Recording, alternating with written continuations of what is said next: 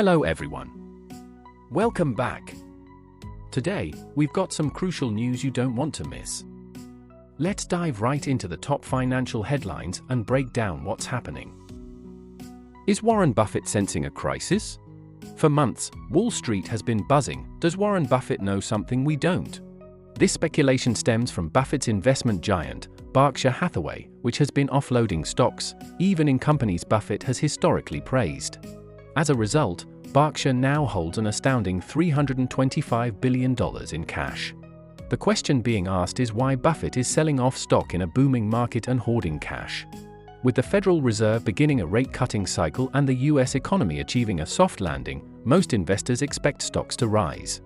Yet Buffett, renowned for his market insights, appears to be holding back.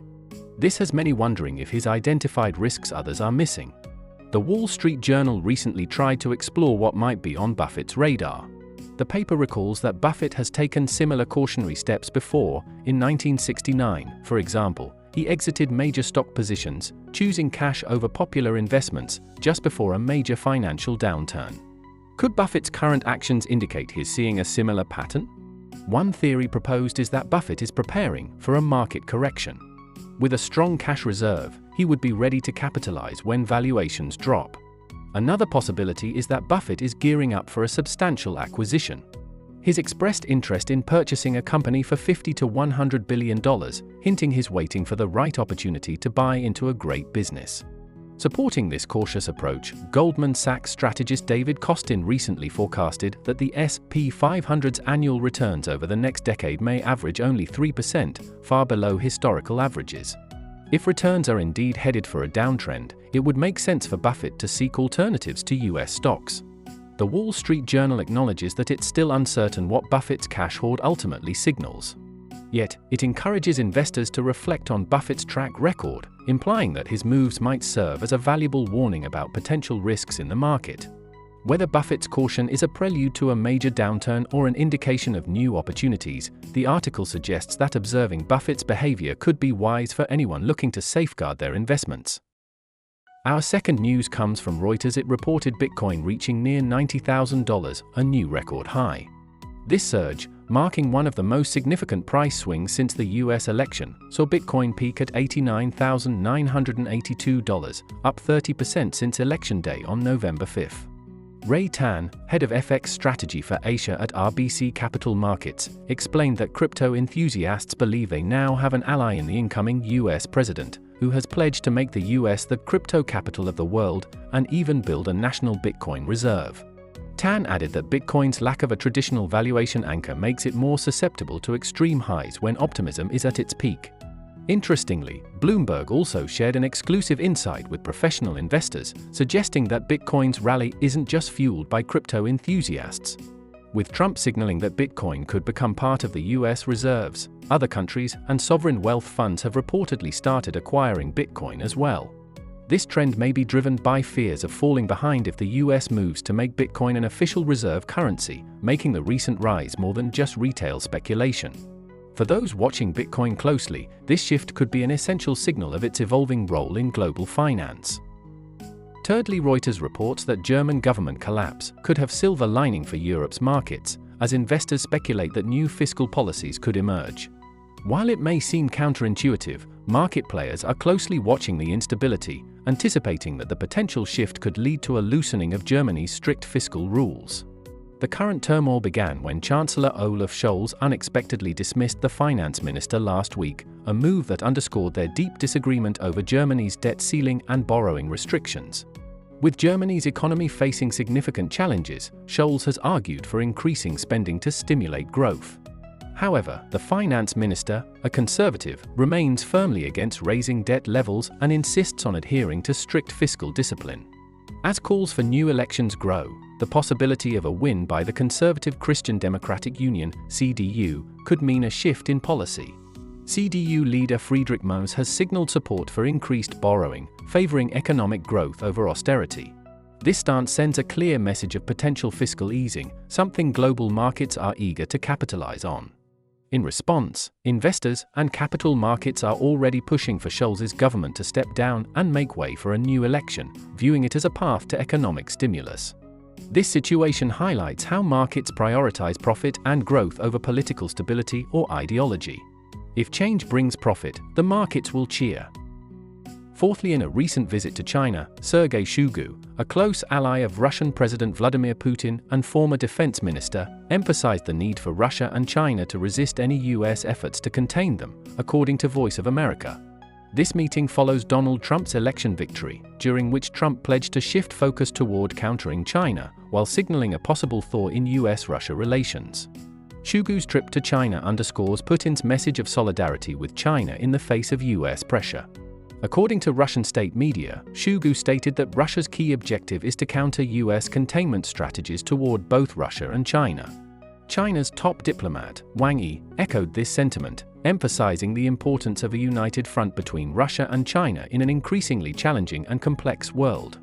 However, Shoigu's visit and statements may not necessarily indicate a firm, unwavering alliance between Russia and China.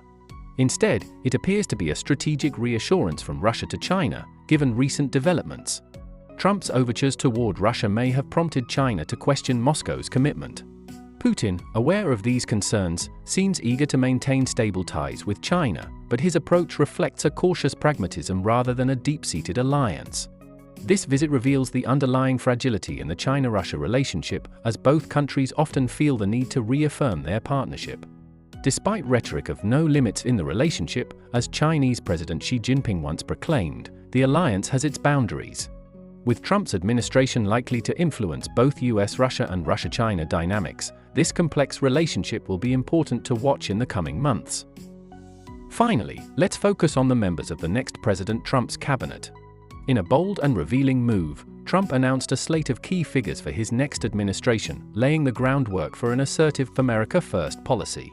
Bloomberg reports that loyalty played a decisive role in these selections. Each nominee has defended Trump through his criminal trials and impeachment proceedings, while voicing strong support for reversing Biden's key policies.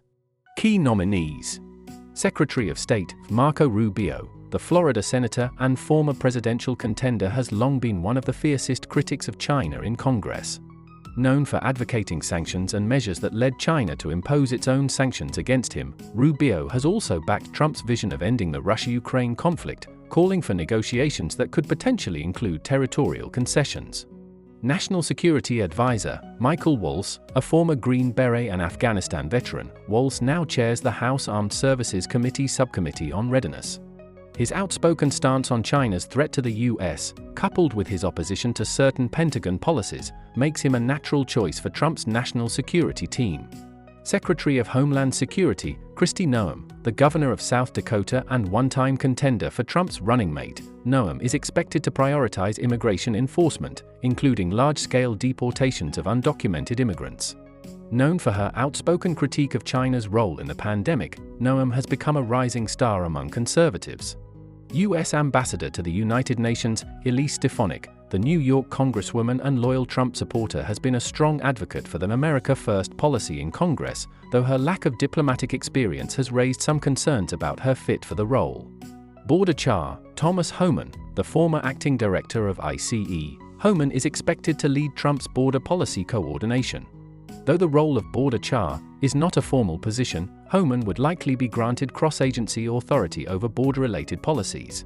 White House Chief of Staff Susie Wiles, a top Trump campaign strategist, Wiles is set to play a central role in managing the White House's daily operations, bringing significant campaign experience to the administration.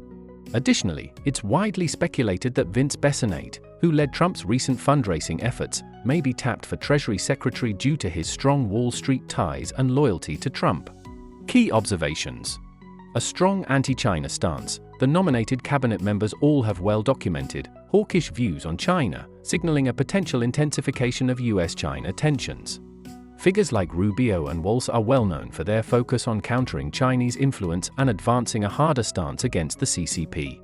Investor reaction: Trump's cabinet announcements already appear to be impacting global markets, especially as concerns grow over a more confrontational US stance toward China. For example, reports show a dip in European stocks attributed to the nomination of Rubio, a prominent China critic, for Secretary of State. London's FTSE 100 index also reached a 3-month low over concerns about Trump's hawkish nominees and a challenging earnings season.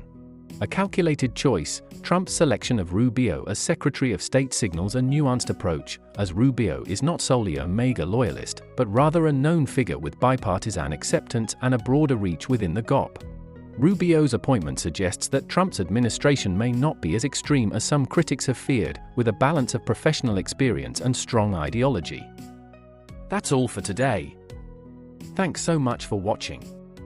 If you found this video helpful, don't forget to hit the like button and subscribe for more updates. I look forward to seeing you in the next one.